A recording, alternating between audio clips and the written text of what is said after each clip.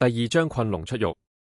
的士駛到汽車站，吳北先去銀行將錢轉入卡裏，除咗李勝國俾嘅20萬，仲有佢坐監時幫人睇病收嘅感謝費，加埋都唔少。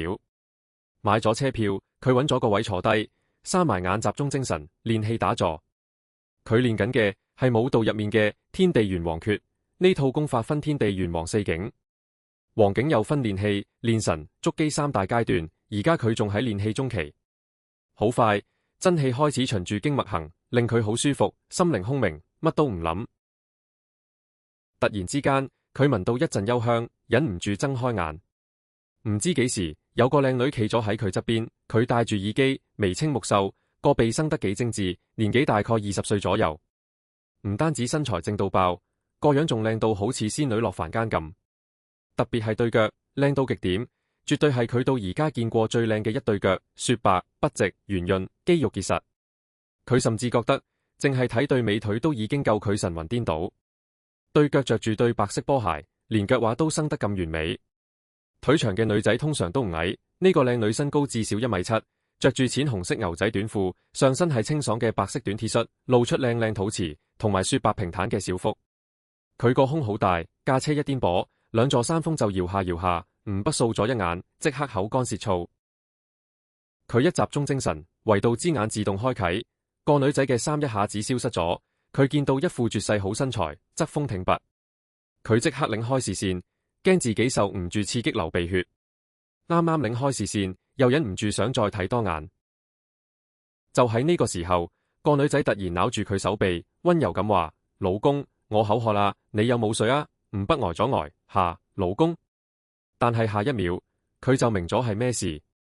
四圍望下，車廂逼滿人，4個後生仔企喺靚女附近，佢哋個樣唔友善，望住靚女嘅眼神充滿侵略性。佢即刻明晒，微微笑咗下，從背囊拎咗支蒸餾水俾靚女，話：俾你。4個後生仔眼中閃過一絲懊惱，佢哋跟咗個女仔成路，點會唔知佢有個老公？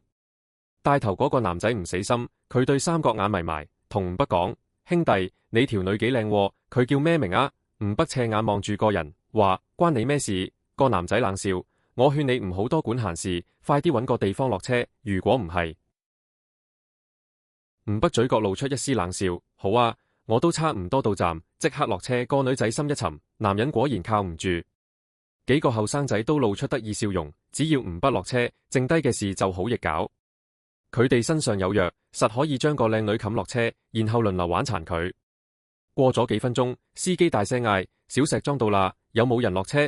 小石莊離吳北屋企嘅縣城唔遠，佢即刻話：停一停。司機剎停架巴士，出面係一條空曠兼人影都冇隻嘅三岔路。佢突然拉住個女仔隻手，笑住話：老婆，到站啦，落車啦。個女仔呆咗呆，然後順從咁跟住吳北一齊落車。4個後生仔都呆咗呆，然後咬實牙跟咗落去。車門一閂，架巴士又繼續向前開。屌！我叫你唔好多管閒事，睇嚟你係欠教訓。帶頭嗰個後生仔冷哼一聲，從腰間拎出把匕首，我狠狠咁逼向吳北。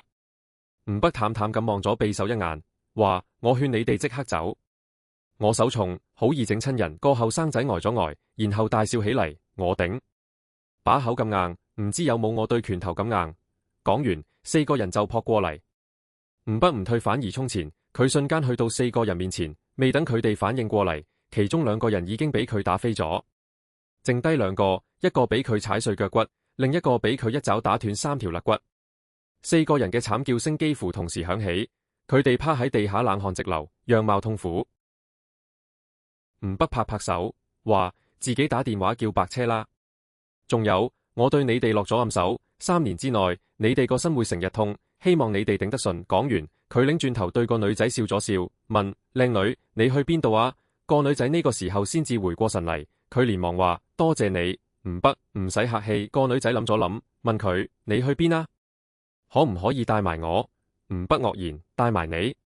未等佢拒絕，個女仔連忙話：靚仔，人家而家好驚啊，唔敢一個人翻屋企。吳北諗諗又係，經歷咗咁嘅事，任何女仔都會驚啦。於是佢點頭：咁好啦，你同我返縣城先，再諗下一步點樣。靚女用力點頭：靚仔，我叫唐子怡，你叫咩名啊？吳北佢話：我哋沿住呢條路再行1公里就係環城路，我哋去嗰度搭的士。唐子怡點頭，同佢並肩而行。1公里路，行10分鐘就到。佢哋之後截咗架的士，去城區方向。吳北屋企喺明陽縣東郊城鄉結合部嘅東子村。的士好快去到一個巷口，從呢度行入去幾十米就係吳北屋企。吳北一落車就見到屋企門口圍咗班樣貌兇惡嘅人，佢哋正用鋤頭拆緊屋企嘅圍牆，仲有一個喺度掘緊門口棵老槐樹。棵老槐樹有成100幾年歷史，佢細個成日喺樹底乘涼玩，對佢好有感情。而門口旁邊，阿媽張麗正無助咁抹緊眼淚，嗚嗚聲喊緊。佢塊面瘀青，個鼻流血，頭髮凌亂。呢間係我屋企嚟㗎，你哋唔可以拆㗎！嗚嗚，張麗唔理咁多，突然撲過去，捉住一個平頭裝後生仔嘅手臂。個平頭裝後生仔一揈手，鬧咗句去你的，一腳就將張麗踢跌喺地。